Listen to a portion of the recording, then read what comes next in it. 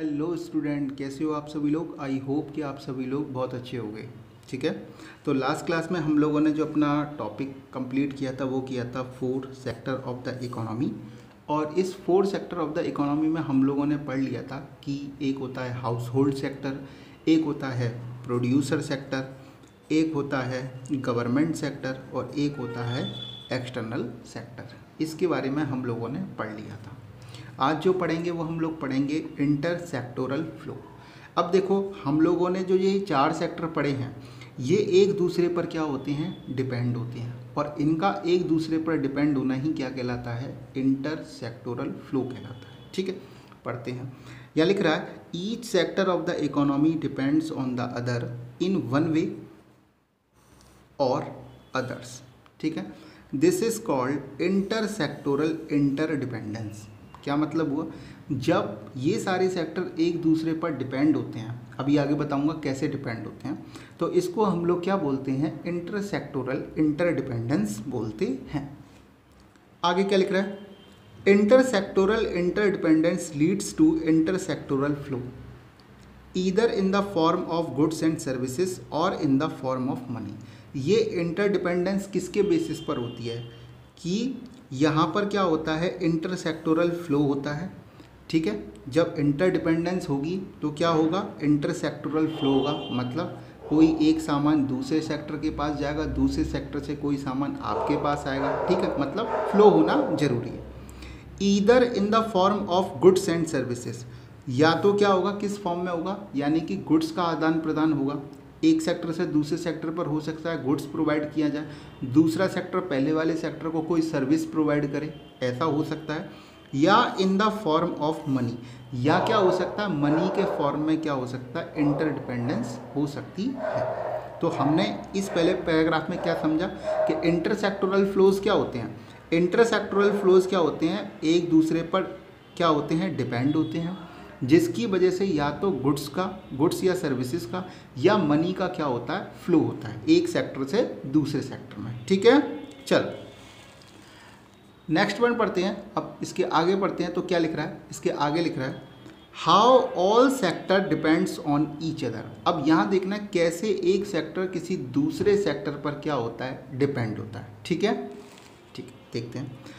The household sector depends on the producer sector for the supply of goods and services needed for consumption।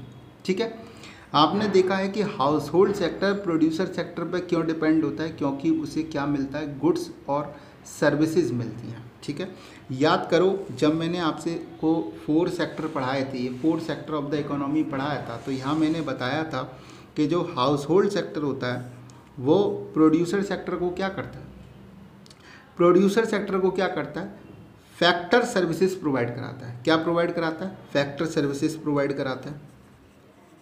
ठीक है, क्यों, क्योंकि ये जो होता है ये क्या होता है, फैक्टर ऑफ प्रोडक्शन का क्या होता है, ओनर होता है। ठीक है, फैक्टर ऑफ प्रोडक्शन में कौन कौन से आते हैं, लैंड, लेबर, कैपिटल, एंटरप्रेन्योर। तो ये चारों चीज़ें किसको प्रोवाइड कराई जाती हैं, प्रोड्यूसर सेक्टर को प्रोवाइड कराई जाती हैं। ठीक है, इसके बाद क्या होता है, प्रोड्यूसर सेक्टर उन चारों चीज़ों को यूज़ करके कोई नया प्रोडक्ट बनाता है। ठीक है, अब नया प्रोडक्ट बनाएगा तो ये प्रोडक्ट क्या करेगा, किन को बेचेगा, इन हाउस होल्ड सेक्टर को ही बेचेगा। तो यहाँ से क्या हो जाएगा, उसको क्या मिल जाएगा, तो हाउस होल्ड सेक्टर को प्रोड्यूसर सेक्टर से क्या मिलेगा, या तो गुड्स मिलेंगे या सर्विसेज मिलेंगे। ठीक है, तो यही होता है एक दूसरे के ऊपर डिपेंडेंस।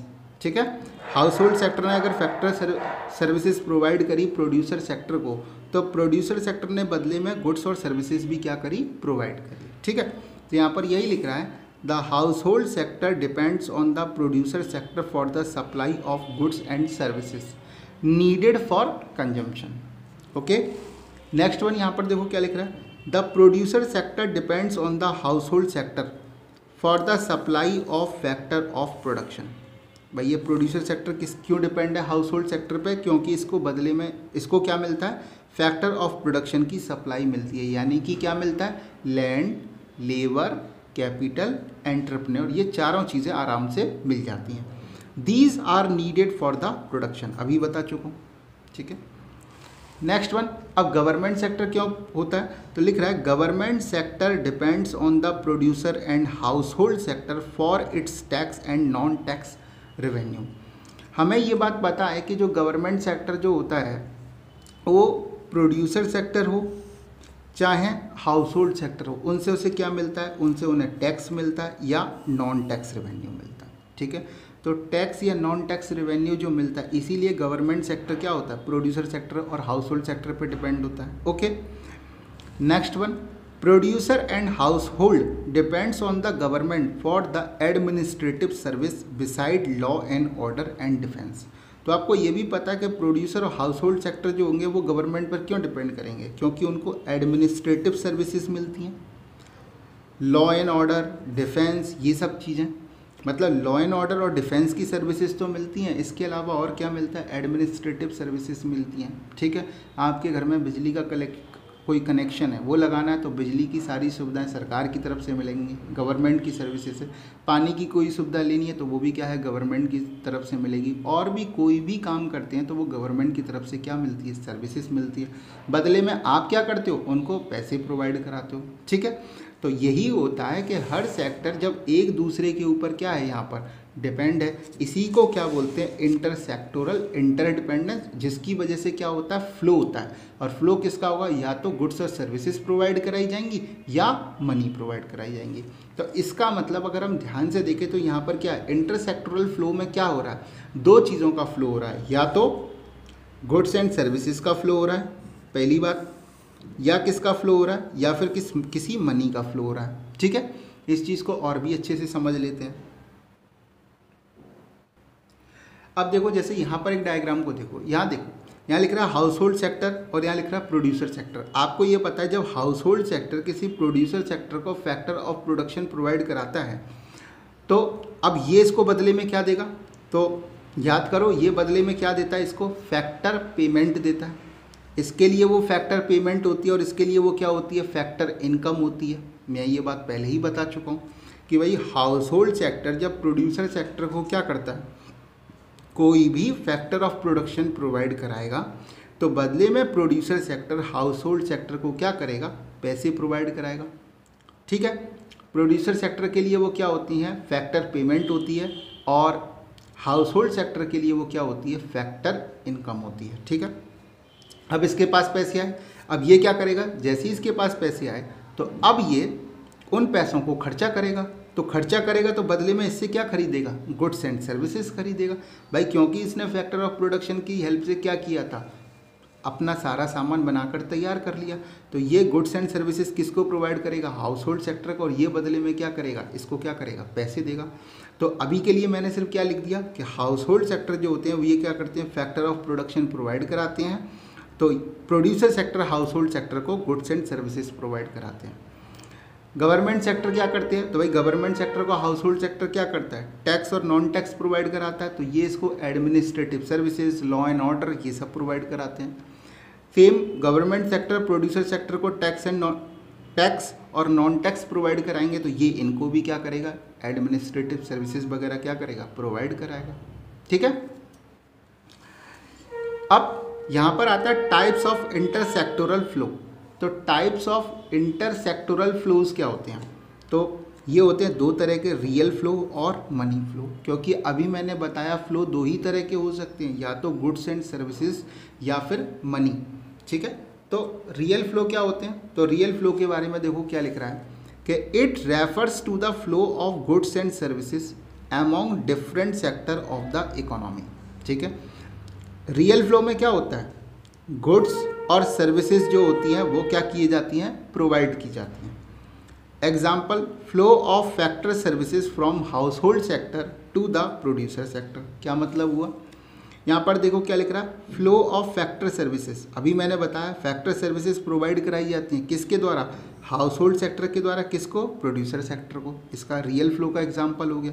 एक एग्जाम्पल और क्या हो गया, flow of goods and services from the producer sector to the household sector. यानी कि प्रोड्यूसर सेक्टर जो होता है वो हाउस होल्ड सेक्टर को क्या प्रोवाइड कराता है, गुड्स एंड सर्विसेज प्रोवाइड कराता है। ये भी हमें पता लग गया। देखो हमने यहाँ ऊपर देखा था, बात समझ में आ गया भाई। House hold sector producer sector को अगर फैक्टर ऑफ प्रोडक्शन प्रोवाइड करा रहा है तो producer sector house hold sector को गुड्स एंड सर्विसेज क्या कर रहा है, प्रोवाइड करा रहा है। ठीक है, तो जिस फ्लो में सिर्फ और सिर्फ गुड्स एंड सर्विसेज का फ्लो होता है उसे हम लोग क्या बोलते हैं, रियल फ्लो बोलते हैं। ठीक है, नेक्स्ट वन मनी फ्लो। अब मनी फ्लो क्या होता है, it refers to the flow of money across the different sector of the economy.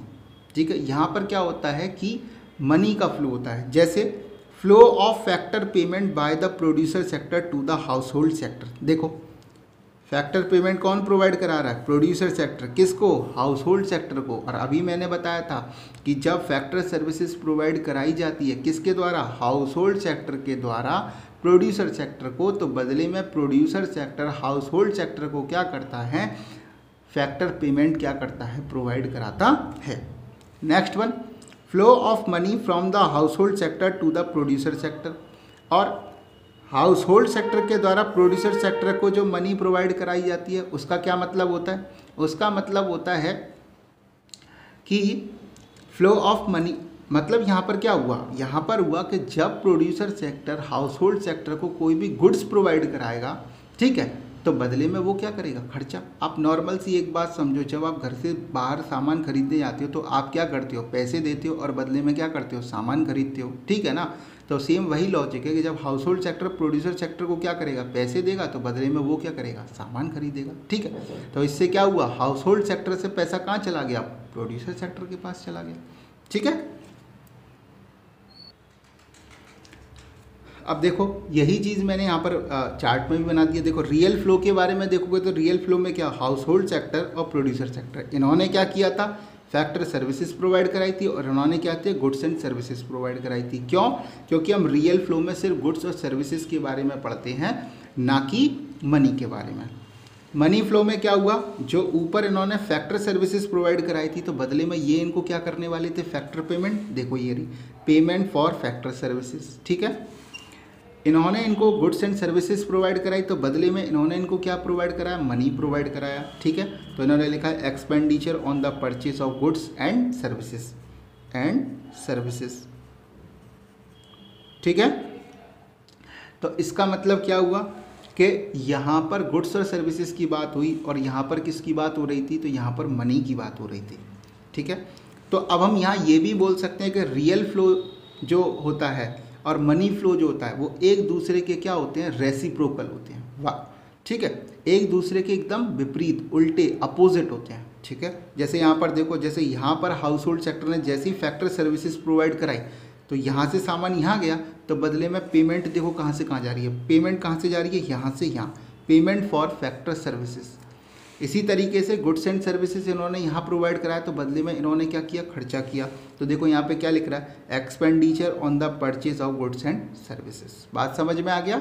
चलो नेक्स्ट वन टॉपिक आता है सर्कुलर फ्लो ऑफ मनी। ये टू सेक्टर इकोनॉमी के बारे में हमें पढ़ना है। क्यों, क्योंकि आपके सिलेबस का यही पार्ट है।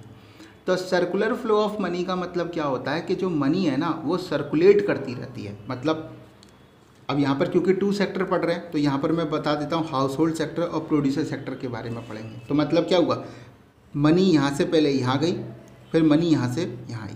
इस तरीके से क्या हो, एक सर्कल बनता रहता है। और देखो ये तुम ना मनी फ्लो से समझ सकते हो। देखो इस चीज़ को कैसे, आपको पता था ना कि जब हाउस होल्ड सेक्टर इनको क्या करते थे, सर्विसेज प्रोवाइड कराते थे, तो बदले में ये क्या करते थे, पेमेंट। देखो पेमेंट फॉर फैक्टर सर्विसेज, तो पैसा यहाँ से कहाँ गया, यहाँ पर आ गया। ठीक है, अब हाउस होल्ड को कोई सामान खरीदना है तो ये इनसे सामान खरीदेंगे तो बदले में ये इनको क्या करेंगे, पैसा देंगे। तो इस तरीके से क्या हुआ, एक बार पैसा यहाँ से यहाँ आया तो दोबारा पैसा यहाँ से कहाँ चला गया, यहाँ। इसी को क्या बोलते हैं, सर्कुलर फ्लो ऑफ मनी बोलते हैं। ठीक है, तो यहाँ पर देखो क्या लिख रहा है कि it means that flow of money between house hold sector and the producer sector is a continuous process. This flow never stop.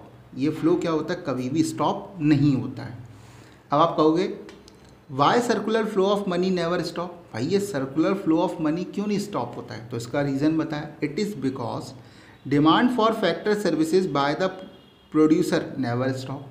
भाई क्या मतलब हुआ, हमेशा प्रोडक्शन तो होना ही होना है, प्रोडक्शन का प्रोसेस तो कभी बंद नहीं होगा, और अगर प्रोडक्शन का प्रोसेस बंद नहीं होगा तो फैक्ट्री सर्विसेज भी क्या करी जाएगी, उनको प्रोवाइड कराई ही जाएगी। Next one, demand for consumer goods and services by the house hold never stop.